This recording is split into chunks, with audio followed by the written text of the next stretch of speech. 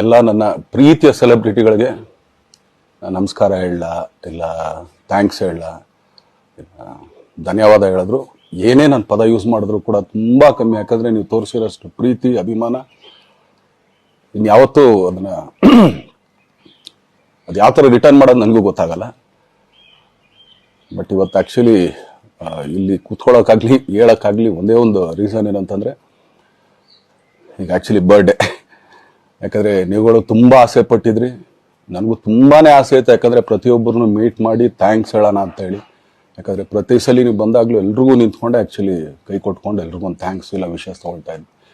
But ಈ ಸಲ ಒಂದೇ ಒಂದು ಪ್ರಾಬ್ಲಮ್ ಏನಂತಂದರೆ, ಏನೋ ದೊಡ್ಡ ಪ್ರಾಬ್ಲಮ್ ಅಂತ ನಾನು ಹೇಳ್ತಲ್ಲ, ನನ್ನ ಹೆಲ್ತ್ ಇಶ್ಯೂ ಅಷ್ಟೇ, ಇನ್ನೇನೂ ಇಲ್ಲ.